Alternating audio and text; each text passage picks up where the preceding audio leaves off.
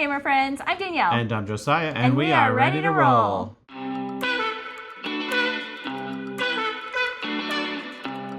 We wanted to make a video about why we love the board game hobby. Yeah, we hope you'll join this discussion. We wrote down a few reasons why we love doing this, why we love playing board games. Yeah. And thought we'd share them with you. So we'll get started. The first reason that we came up with, games are fun. They're really fun. It's that simple. It's just a lot of fun to play board games. Yes. Yeah. Couldn't be any more straightforward than that. It's fun. Yeah. But going a little bit deeper, Yep. it's something that doesn't use any type of screen. Yeah, generally speaking. Yeah, that's true.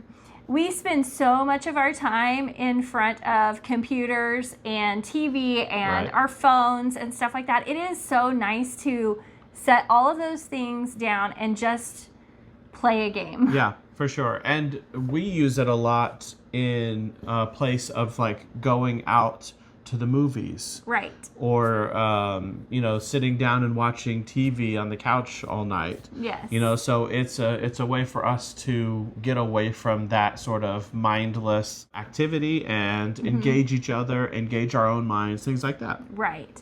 And so screenless would be a really good reason why we like to play board games. Another one is because it's puzzles.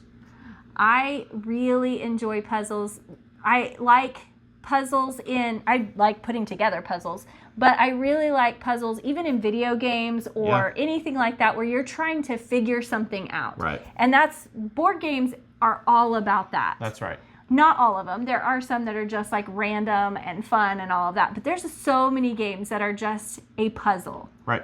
You're trying to figure out how to make it work, how to make it happen. And in all kinds of different ways. Yes. Yeah. It's actually really impressive how many ways they can do that. There's a lot of smart people out there there who make board great games. Designers. Yeah. Something else that we like about this hobby is that it is relatively inexpensive. So obviously you can spend a lot of money on board games. Yeah. You can spend a ton of money on one board game. Right. But relatively to other hobbies, you can start very small. You can buy one game, play it a bunch of times, get really good at that game, find out all the ins and outs and all the strategy behind it. So you can spend a lot of time, so it's a lot of bang for your buck. Yeah, especially if you go like the dint and ding section, in different places, online or in stores, you can pick up a game for $20 or $30. Yes. A lot of times, and then get hours and hours of fun out of it. And that's something that should be appealing to all of us. Yeah. You don't have to spend that much money on any one game. That's right.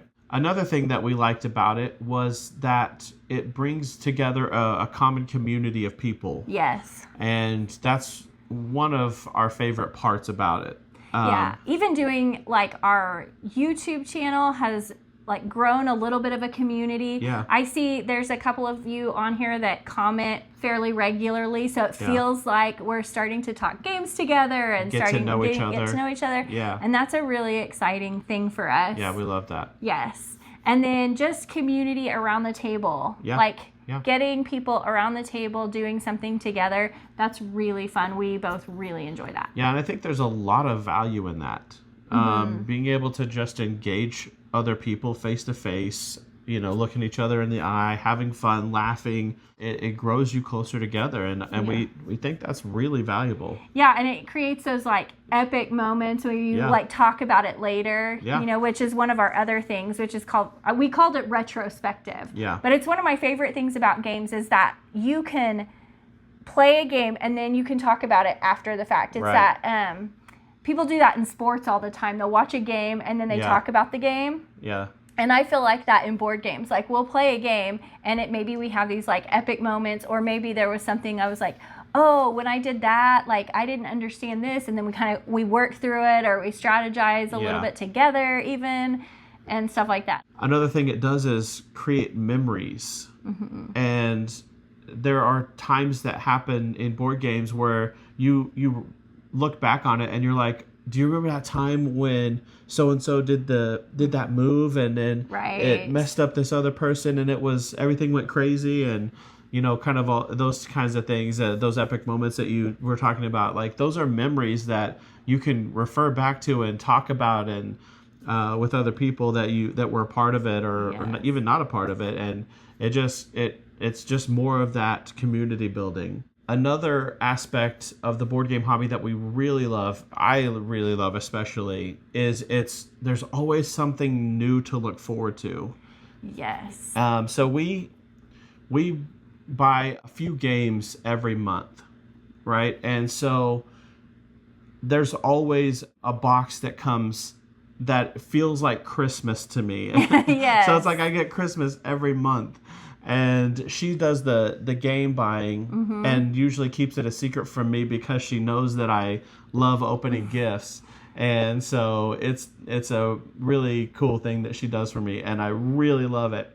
And that's just on a local level, but on a more global scale, people are coming out with different board games all the time. Right. And so there's always new games to look forward to, right, to play. I've never hit a point in the hobby where I'm like, well, I doubt they can come out with anything else, right, or I doubt that there'll be any game that I'll like as much as this. Right. I always think that there could be another game that I'll love just as much as this one, and right, that's really exciting. Because it happens. Yeah, because it happens all the time. You're like, this is the best game I've ever played. And then something else comes along, you're like, well, it's better than that one. Right. And it just keeps happening. And so, yes, and it doesn't have to be, the best ever. But no, it doesn't. There's good board games that come out all the time. Right. And it's just so fun to look forward to those. Yeah, it's that discovery. Yeah. It's like discovering the new game, or like, we went through a phase where we were like playing all these card games. So it was like this discovery of new card games. Yeah. And that was a cheap, inexpensive part of the hobby. And right, yet it was such a blast. Like, I loved it. Absolutely. So yeah, that's so fun. And with that means there's variety for everyone. That's something that I love about the board game hobby, is that you can almost find a game that anyone would like. That's right. Not one person is going to like all the games. People like different things, and that's good. But you can probably find something that you'll enjoy doing. That's right. Even going down into the mechanisms of the games, there's some mechanism that really just works well with you. Yes. There are a handful of mechanisms that I love the most. Now, I'll play, almost anything, really. But there are some that speak more to me, and there's so many different varieties of games that offer those mechanisms. Right. That it's endless almost. Yes. It doesn't feel stale. Yeah. It doesn't ever feel stale. Yeah, absolutely. The next thing we wrote down was that it brings people together, which kind of goes along a little bit with what we were saying before, but what we're meaning with this is that it can bring people who weren't previously getting together. Right. And yes, for us, that's meant, maybe family, a friend or two here that maybe people we've already known. But for other people, it may be strangers that they get together and then become friends. Yeah, like meet at a con, Yeah. or maybe BGA, they start playing together there or something like that. Yeah, absolutely. Right. And I thought about that with a game, like especially like maybe people you don't know as well, or maybe a group of people, that there's not that awkward downtime Like, where what are we everybody's, talking about? what are we going to talk about? You can always be like, hey, have you guys played this? And, something like that. And it kind of eases people into it. It's like the reason people like to eat dinner Right. while they're getting to know people is because there's something to do. Yeah. It's kind of that same idea, is like, hey, it's not as awkward because we're doing something. We have an activity. That's right. And it's all, you're working together to do it. Right. Yeah. The next one we wanted to talk about is theme. So there are lots of different themes out there. One of them, or multiple of them, are going to speak to you, right? And so that's one of the first things that draws me to a board game is the theme. Right, so it's kind of like, the reasons behind why we watch certain television shows or certain movies. There's genres that we like. And it's the same in the board game hobby. We love that about games, that Right. they come with themes. Not all of them come with themes, and that's good. Sometimes that's great. Right. But the theming of a game can sometimes draw you in, and it's an exciting thing. Oh, I want to play that game because it is whatever. It is fantasy, or it is, space themed or whatever. Yeah. It draws you in too because you're like, when else am I ever going to sit here and make wine? But I'm going to do that in this board game. Not that it actually feels like you're doing it, but there's something fun about doing something that you wouldn't normally do. Yeah. I'm going to discover this alien planet and whatever. Yeah. It's just a little fun. It is fun. Yeah, it's like the game that we wanted to play, Nemesis. I was just, that came to my mind as like, when am I ever going to be in the movie Alien? Right. Oh, I can do it in a board game. Yeah, we can play it in a board game. Yes, exactly. That's fun. And on that same note, we even talked about how campaign games are something else we really enjoy about the board gaming hobby. Yeah. Because it's taking you on this adventure. You are, building up your character. Typically, you're getting stronger as the campaign goes on, and then you're, maybe fighting baddies, and they're getting stronger and stuff like that. It's like this whole adventure that you're going through on. Going through a story. Yeah.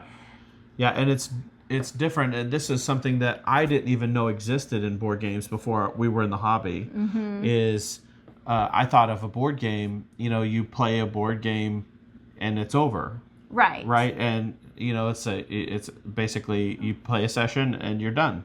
Campaign games or story-driven games, they keep going. Like you said, it's like you're going through a story, an adventure with a specific character usually, and that is amazing to me. Like as a D&D player, I love that. That's one of the things that I love most about D&D is that I have a character that I get to develop its story, and upgrade and level up and become more powerful and learn more things about my character and all of those things. And I get to do that in board games, and that is very appealing to me. I even like the campaign games that maybe aren't as story driven, but I guess they're all kind of story driven, but like they have scenarios and then they make it a little bit harder. Yeah. You have to beat your past score, and they have different markers for you to hit. Yeah. I even enjoy that because it makes me want to play that game again and see if I can do even better. Right. Or see if I can, okay, now they're throwing this challenge in. Can I defeat this challenge? And I really enjoy that in a game. Yeah, that's really good. That's really good. If you enjoyed this video, please like and subscribe. And tell us down below in the comments what you love about the board gaming hobby. We definitely would love to hear about it. Thanks for watching. We'll see you next time. Bye. Bye.